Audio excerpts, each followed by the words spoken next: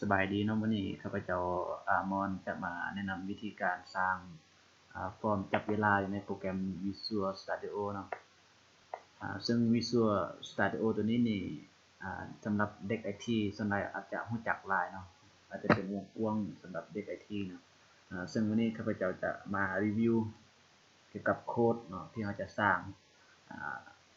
การจับเวลาหรือว่าเราจะตั้งเป็นโมงต่างๆซึ่งข้าพเจ้าจะเอากรณีการศึกษาตัวนี้มาเป็นกรณีศึกษาเนาะ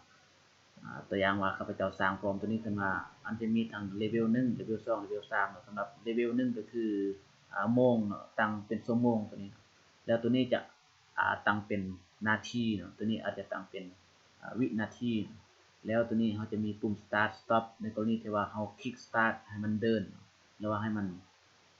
จับเวลาถ้าว่าเขากดปุ่ม stop ตัวนี้ก็คือให้มันหยุดเวลาเนาะฉะนั้นนี่ทำอิดแมนให้ไปเข้าตัวทูลตัวนี้เนาะแล้วหลังจากนั้นแมนให้เลือกใส่ตัว time เนาะtimer เนาะหลังจากนั้นแมนให้ลากมาปลายบนนี้เนาะ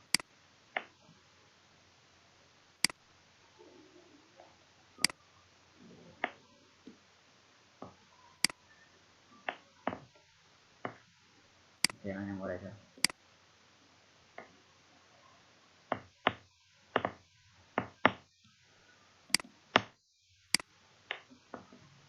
เอาลากมาปลายบนนี้เนาะคลิกใส่บนไหนก็ได้เนาะอยู่บนนี้แล้วก็จะวางมาแล้ววิธีการเขียนโค้ดเนาะให้คลิกใส่ตัวนี้นะคลิกใส่ตัวไทม์เมอร์ตัวนี้คลิกเข้าไปแล้ววันนี้ให้พิมพ์โค้ดเข้าไปบนนี้เนาะสำหรับโค้ดนี่ก็คือให้เอาเลเวลตัวนี้เนาะเลเวลตัวที่3เพื่อว่าเขาจะไปกำหนดเรื่องวินาทีก่อนตอนนี้ให้พิมพ์คำว่าเลเวลตาม text นี่มันมี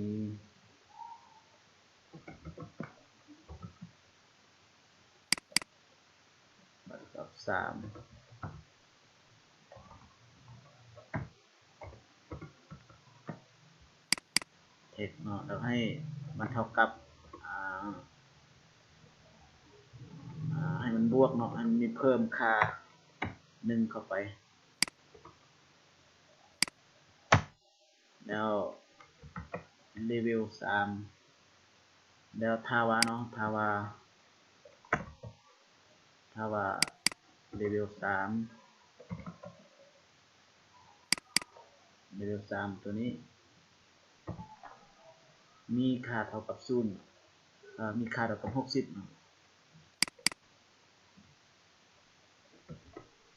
มีค่าเท่ากับ60วิ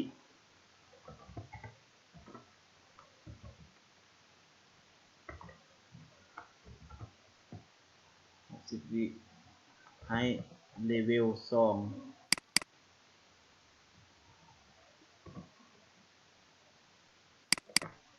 ให้เลเวล2ตัวนี้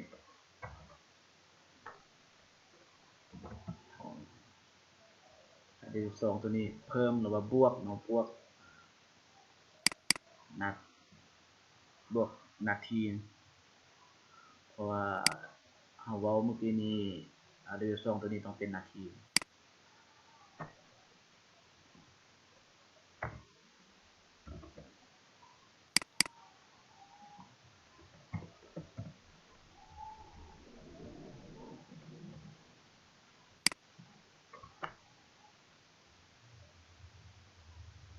แล้วหลังจากนั้นถ้าว่าวิเนาะวินาทีตัวนี้ฮอด60วิให้มันกลับมาตั้งหรือว่าเริ่มจาก1คือเก่าเนาะจะบ่ให้มันเกินจาก60เป็น61 62ขึ้นไปฉะนั้นนี่เราต้องใส่เงื่อนไขเนาะเงื่อนไขก็คือ if แล้วก็เลเวล3ตัวนี้เนาะเลเวล3ให้มันเท่ากับ60วิ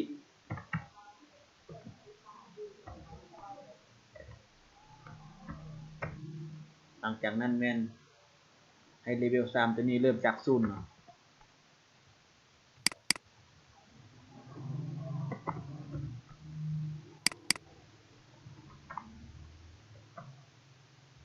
โอเคเนาะ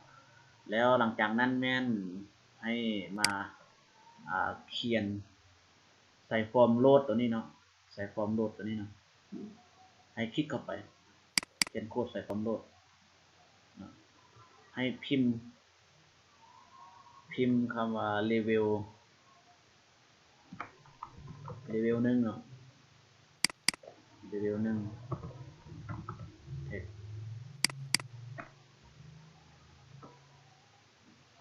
แล้วก็0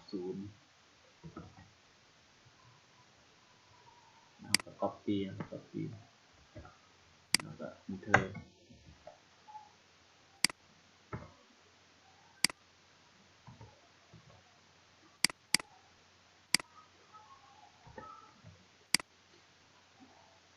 แล้วหลังจากนั้นแม่นให้มาเขียนโค้ดใส่ปุ่ม start ตัวนี้เนาะพิมพ์คำว่า timer เนาะ timer ปุ่ม timer 1เนาะ timer 1แล้ว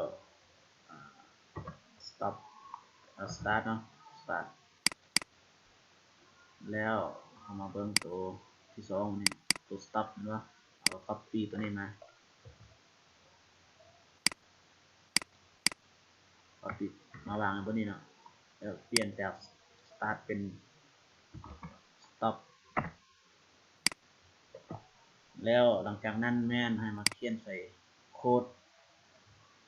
ใส่ปุ่มตัวนี้เนาะเพื่อเขาจะออกจากระบบพิมพ์คำว่า close แล้วหลังจากนั้นแม่นให้มาลั่นเบิ่ง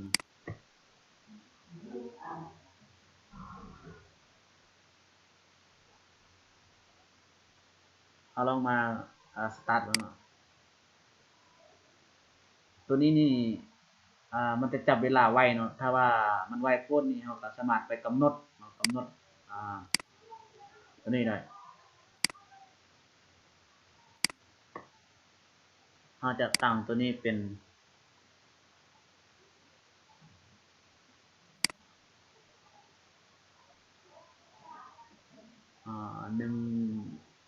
เปลี่ยนจาก100เนาะเป็น 1,000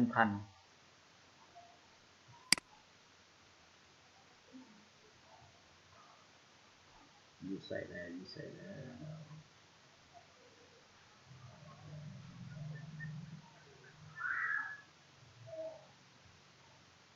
ตัวนี้เนาะเราคลิกใส่ตัว timer ตัวนี้แล้วครับปรับจาก100ตัวนี้มาเป็น 1,000 เนาะแล้วหลังจากนั้นเอามารันเบิ่ง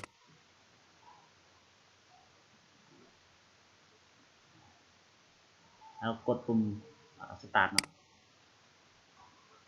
โอเคเนาะสำหรับ